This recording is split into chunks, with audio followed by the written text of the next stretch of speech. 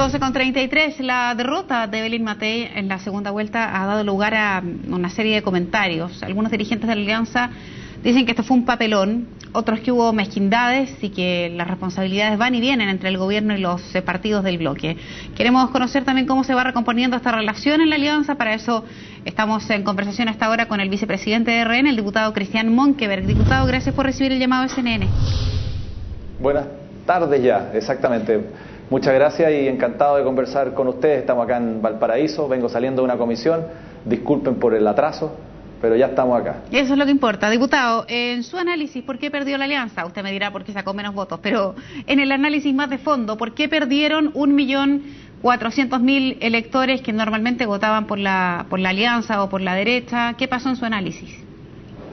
Bueno, yo creo que ya en estos 2 días y un poquito antes se empezó a construir lo que son las razones de la derrota.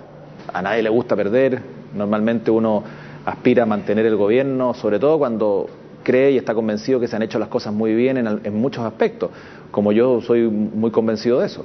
Pero claro, tuvimos deficiencias y eso ocurre en todos los gobiernos y quizás eso resaltó más que los logros del gobierno, y ahí yo creo que hay una razón. Yo creo que los logros del gobierno, los avances, no penetraron suficientemente en la ciudadanía, en la persona que día a día destina gran parte de sus horas a trabajar, a su familia, y obviamente no tuvo la información quizás necesaria y suficiente para darse cuenta de cómo el país se recibe el año 2010 y cómo se entrega el 2014.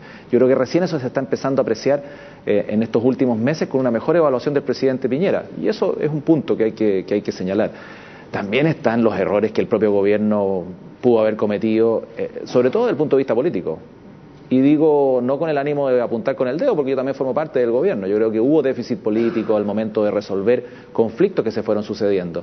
Sin ir más lejos, yo me recuerdo que los 3 veranos del gobierno, que normalmente las noticias son más positivas, la gente espera cosas distintas, se conocieron temas álgidos, como por ejemplo Aysén, como por ejemplo la renuncia de la intendenta de la 8ª región, que fueron puntos que además no se resolvieron prontamente, sino que se fueron alargando en el tiempo, y eso fue mellando la confianza de la ciudadanía, no obstante que finalmente se resolvieron bien.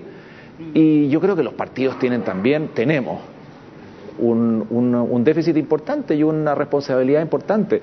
Muchas veces nos comportamos como partidos no coordinados con el gobierno, partidos que no éramos capaces de llevar adelante una agenda en común, y la gente vio esta suerte de dificultad que no le gusta, que no la entiende, y por lo tanto eso, sumado a las críticas descarnadas muchas veces de los militantes de nuestros propios partidos en contra del gobierno, no apuntaban a nada más que hacer un daño fuerte, y no con intención, sino que simplemente porque muchos de ellos, de los que decían esas críticas, lo hacían en forma transparente y señalaban que querían decir la verdad, pero traían como consecuencia inmediata la crítica negativa y la mala apreciación de la ciudadanía. En ese sentido, ¿qué le parece las últimas declaraciones de Manuel José Sandón, senador electo por Santiago Oriente? Dice, no trabajaría ni votaría por Piñera nunca más. Yo creo que están de más, porque el presidente merece todo el respeto y al mismo tiempo el agradecimiento por ejercer un cargo y por lograr que llegáramos a ser gobierno después de 50 años. No nos olvidemos que sin el presidente Piñera y sin su trabajo y sin su apertura al centro, se cortó.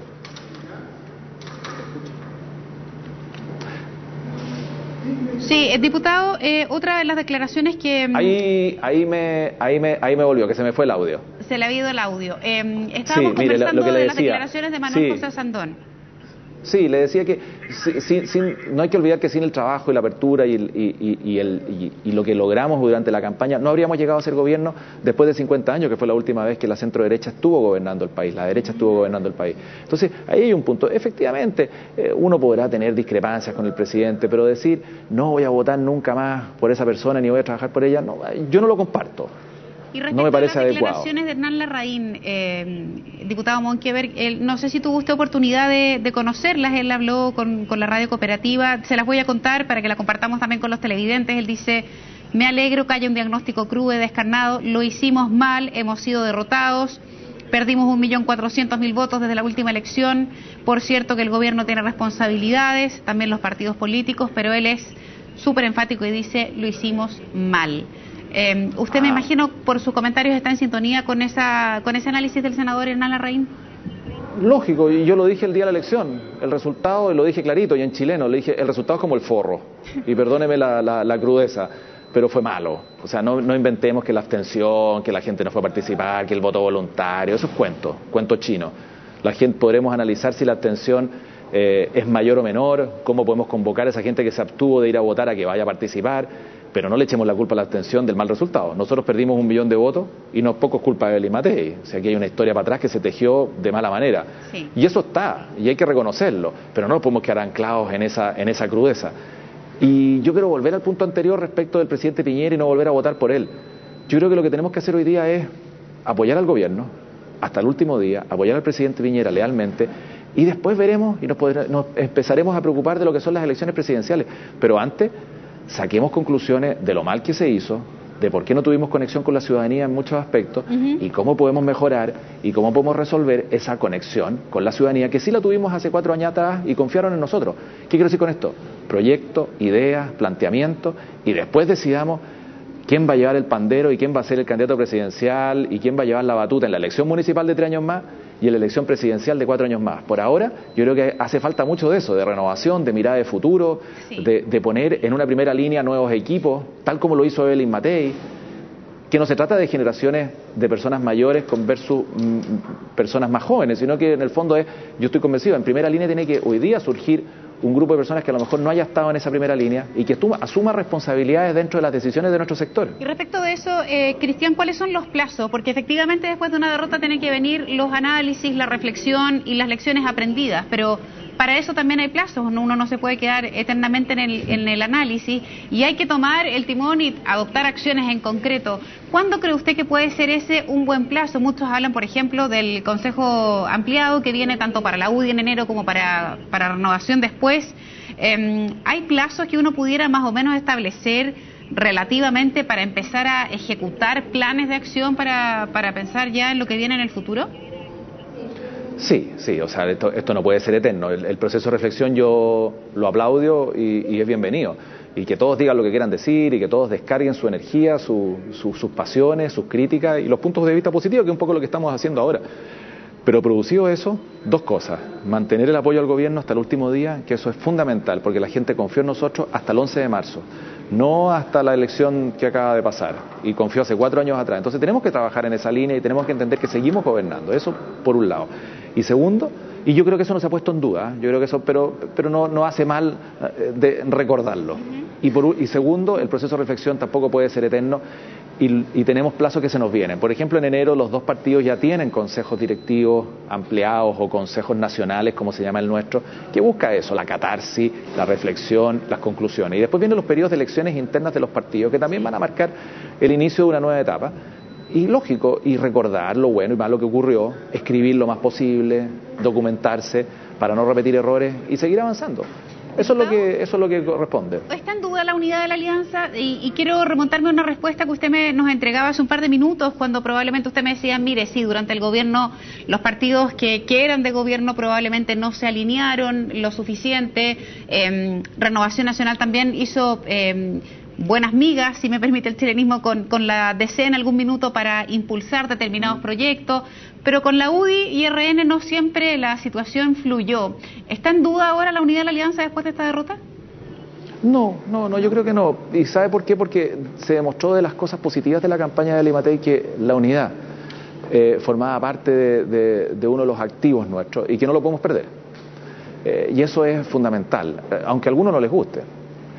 Yo también creo y sigo siendo convencido que ojalá nuestro sector pudiera crecer un poquito más hacia el centro y seguir conquistando, como lo hicimos hace 4 años atrás, a mucho electorado, y ojalá el día de mañana, yo lo he dicho sin ningún problema, tener una nueva coalición o coaliciones distintas. A eso apunta un cambio del sistema electoral, donde la democracia cristiana se salga de esa suerte de enredo que tiene hoy día en la concertación, donde no comparten muchos principios ni ideas, pero perfectamente no comparte mucho con la UDI, ¿no?